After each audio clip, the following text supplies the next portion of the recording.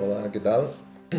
Eh, Bienvenidos al máster de tricología de AMIR.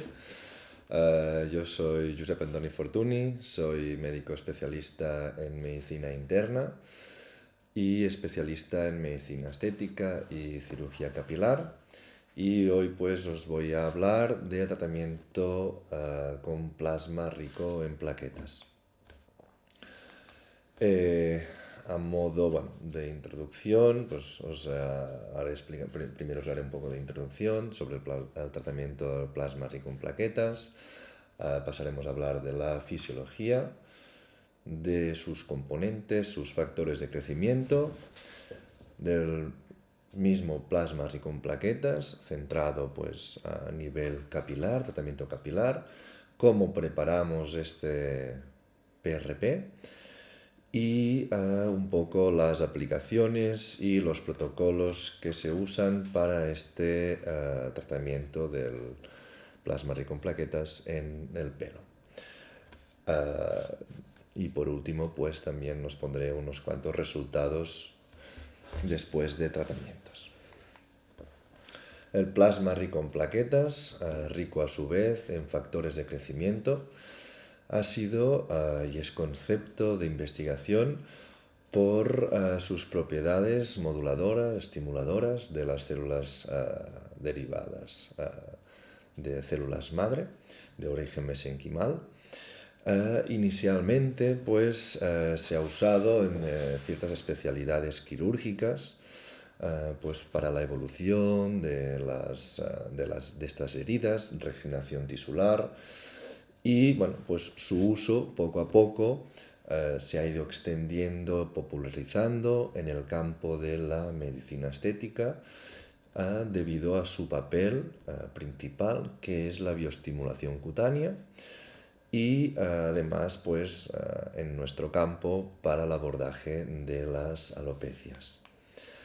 Un primer estudio donde se evidenció esta expresión de estos factores de crecimiento y sus receptores, tanto a nivel folicular, y estos efectos pues, de bioestimulación a nivel epidérmico y también de las células mesenquimales dérmicas foliculares. ¿Vale? Respecto a la fisiología del PRP, sabemos que a nivel de sangre periférica tenemos aproximadamente un valor dentro de la normalidad, entre 150.000 y 400.000 plaquetas. Se forman diariamente unas 400.000 plaquetas al día. Son los elementos más formes más pequeños de la sangre. Se tratan de corpúsculos anucleados con multitud de gránulos en su citoplasma que se degradan, se liberan en su activación y obviamente pues se sintetizan en la médula ósea a través de la trombopoiesis. Respecto a la estructura plaquetar, diferenciamos pues esta membrana que está compuesta por un sistema canalicular abierto donde en el citosol estos gránulos pues pueden moverse libremente y se liberan, ¿vale? Dentro de este citosol pues hay distintos tipos de inclusiones, los gránulos alfa, densos y además pues gránulos de glucógeno, mitocondrias, lisosomas y peroxisomas. Este es un esquema de una plaqueta donde vamos a centrarnos en los gránulos alfas plaquetarios. Estos gránulos alfa plaquetarios es donde están los factores de crecimiento. Tenemos factores hemostáticos, factor 5, 8, 13, factor fibrinógeno, el plasminógeno, proteína S, proteínas de adhesión, ¿vale? Fibrinógeno, fibronectina, von Willebrand, la vitronectina, receptores antígenos. Pues tenemos la P-selectina, el GP2B y GP3A, Tenemos otros factores específicos plaquetares como es el PF4, TGF-beta y mitogéneos celulares, ¿no? Pues son los que más nos van a interesar, que son los dichos factores de crecimiento, ¿de acuerdo? Las plaquetas secretan activamente estos factores de crecimiento a los 10 minutos siguientes de su degranulación, ¿vale? Se completa esta secreción de más del 95% de estos factores de crecimiento presintetizado a lo largo de la primera hora. ¿De acuerdo? Es decir, que solo quedarían casi ni un 5% de estos factores sin liberar. Las plaquetas, aparte de liberar estos factores presintetizados, pues también son capaces de seguir sintetizando y seguir liberando proteínas adicionales mientras pues estas siguen vivas, ¿eh? Las plaquetas tienen una vida más o menos de entre 5, hay los factores de crecimiento entre 5 y 10 días. Referente a la función plaquetaria, podemos decir, bueno, que ya conocemos, ¿no?, el efecto de la hemostasia, de la trombosis, pero nosotros concretamente nos vamos a centrar más en el poder que tiene la plaqueta en la regeneración tisular. La regeneración de los tejidos tiene lugar mediante un complejo de eventos a nivel celular y a nivel molecular que son regulados por proteínas señal en procesos biológicos en el que las plaquetas juegan un papel capital y decisivo.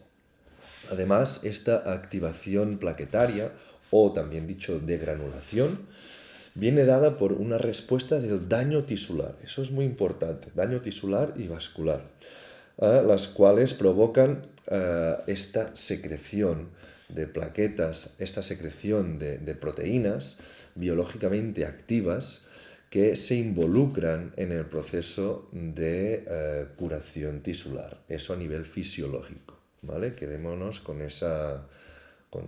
ese detalle de la degranulación y la activación plaquetal. Estas proteínas pues se denominan factores de crecimiento, son los que hemos comentado antes, y son secretadas básicamente por esta estructura plaquetal. Pero no es así de forma exclusiva, ¿eh?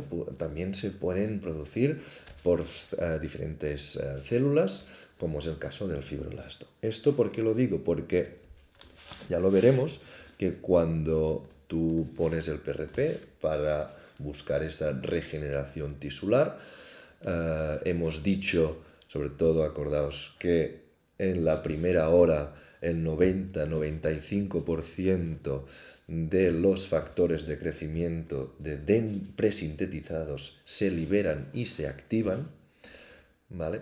Pues estos factores ya presintetizados que están activados siguen activando más plaquetas, pero también activan pues, los fibroblastos y todas las células del tejido que tú estás estimulando.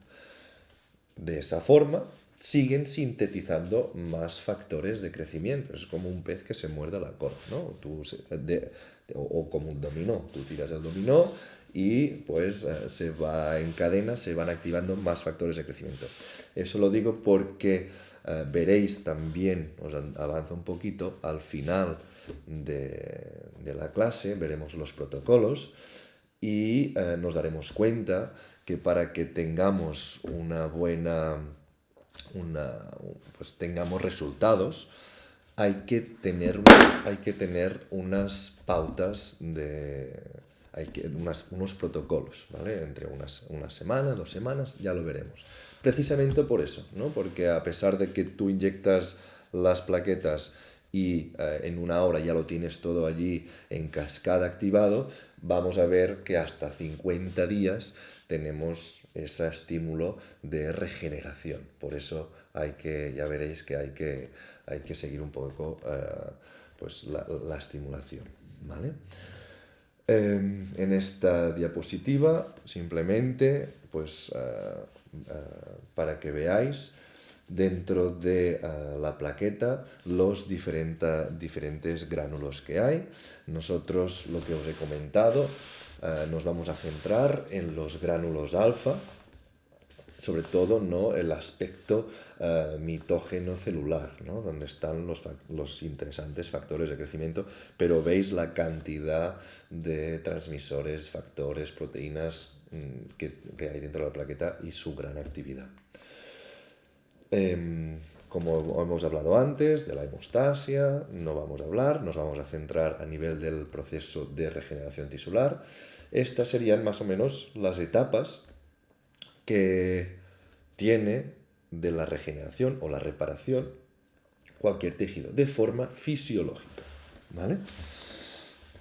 Nosotros nuevamente nos centraremos dejaremos a un lado la hemostasia y nos vamos a centrar directamente, primero pasar por la inflamación o daño tisular, ¿vale?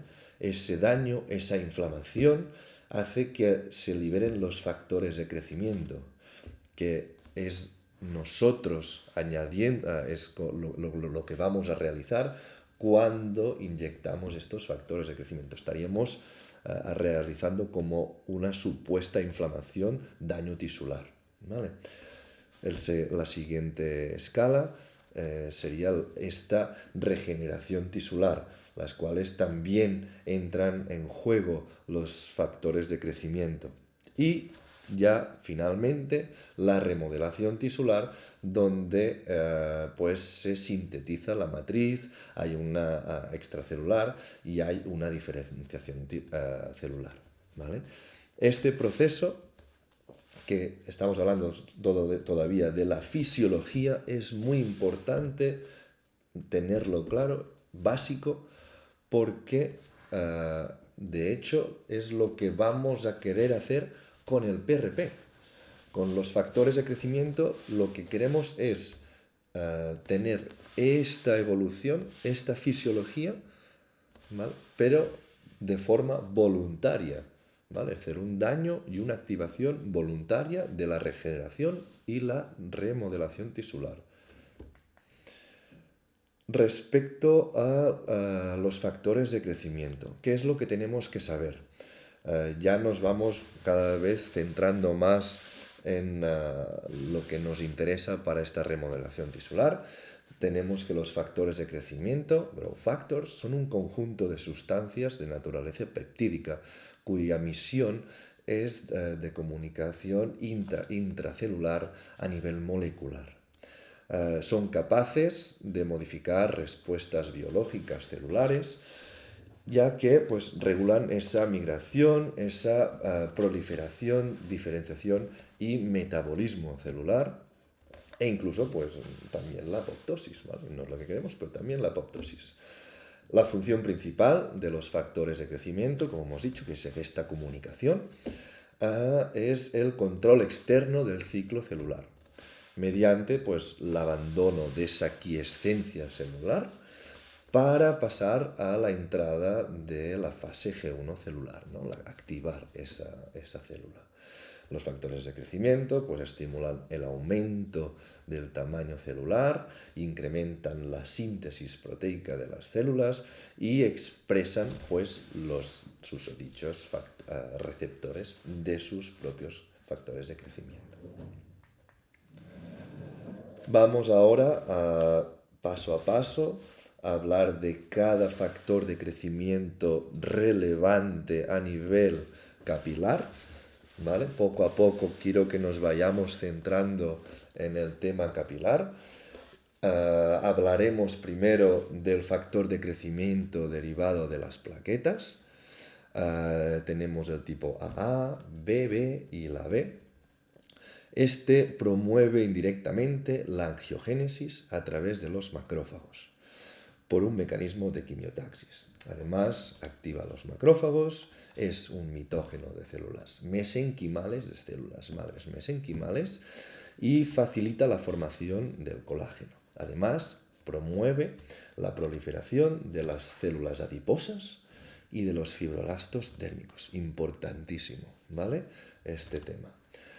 Si nos centramos del factor de crecimiento derivado de la plaqueta a nivel solo capilar, tenemos que hay algún estudio que nos permite saber que afecta a nivel del desarrollo de la papila dérmica a partir del epitelio, que mejora la proliferación de esta unidad folicular y que además bueno, pues es un poco redundante durante todo el ciclo, ¿no?